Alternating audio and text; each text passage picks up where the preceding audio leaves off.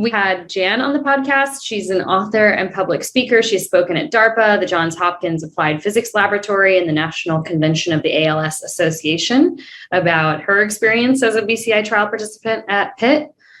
She's also the author of a fictional mystery novel, which is available on Amazon. So maybe it would be wonderful to hear about how you initially became part of this community and some of the significant milestones that you're known for. I'm Jan Scheuermann in Pittsburgh, PA. In October 2011, I saw a video about a guy at the University of Pittsburgh who did a study that moved an electronic arm with his brain. His name was Tim Hemmes. He only had an implant for 30 days. But my attendant and I watched this video and were just so excited. And I kept thinking, oh, I wish I could do that. And at the end of the video, it said, volunteers, please call. I said to Karina, my attendant, write the number down, write it down. And she said, I already am, I know you. So as soon as the video was over, I called and I said, are you the people doing the study with the way you move a robotic arm with your brain? My words were just tumbling out on each other.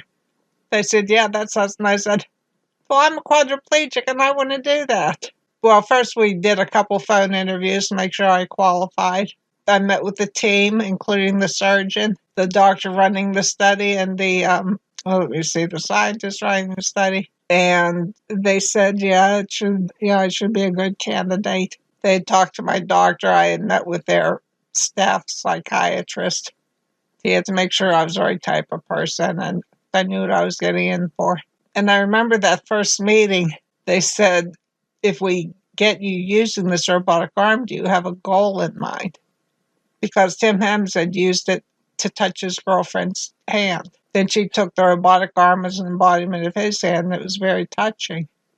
And I knew when they asked me for my goal, they wanted me to say something like, I want to hug my children, or I want to touch my husband's cheek.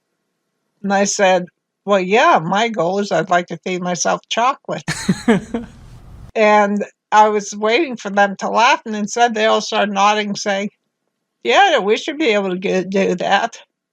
So the surgery was February 10th, 10 years ago this week. And Jan, how long did you have your implant for?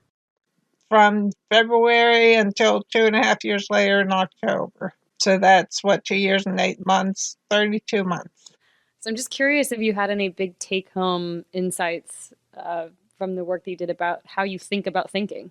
I have a little saying on my desk. It says, you are more than the body you live in. And I've always believed that in my mind, but it was really brought home by this experiment. And I have a dictation program. And before my illness, I wrote and produced murder mystery parties. So I used my dictation program to then write. And I wrote a book that I posted on Kindle called Sharp as a Cucumber. And I've been writing ever since then. And I've joined a writers group, and it wouldn't have happened, I think, if I hadn't been part of this study, which made me think, oh yeah, your life doesn't stop. Your brain's still working. They have the technology that you can write now on the computer. So do that. Go for it. And I'm still writing and still grateful to the program for that. One of the things I wanted to ask, I wanted to better understand the cognitive burden of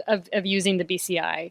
Was it exhausting working in the lab? The amount of energy that it took? No, actually, when I left the lab, I always felt energized because I was enjoying what I was doing so much. I would get home and have all this mental energy, and that's where it helped to be able to start writing again.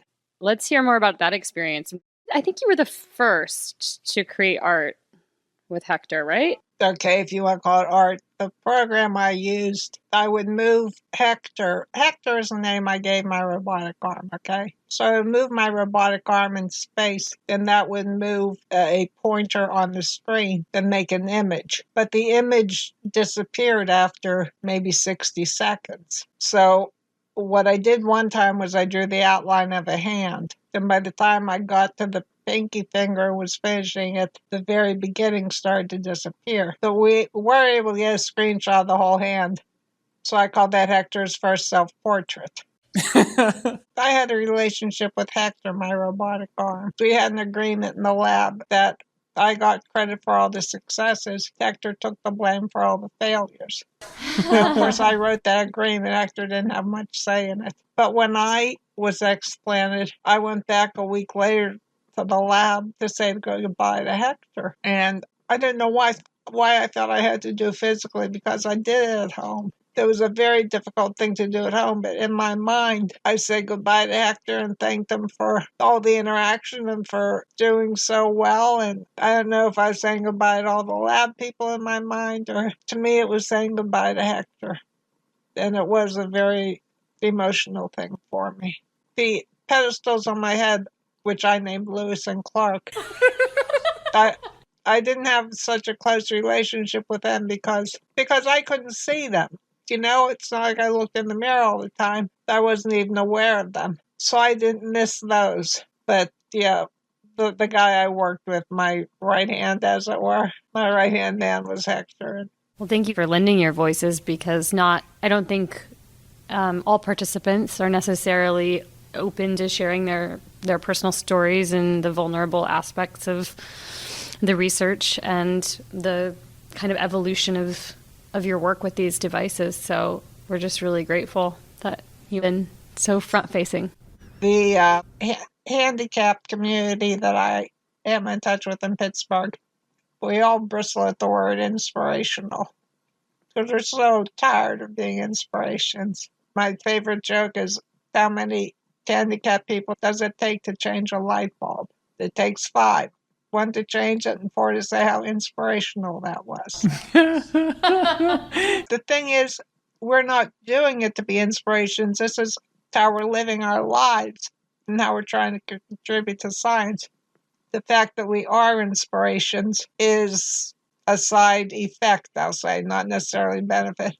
The side effect, I certainly understand. Well, I will say you have chosen to share your stories, but it is something that is important. It's really important. Yeah, for people who are developing these technologies now, it's inspirational. Puts a face to the things that they're working on that they probably know abstractly and intellectually that they're doing something useful, but this is extremely helpful. Speaking just personally.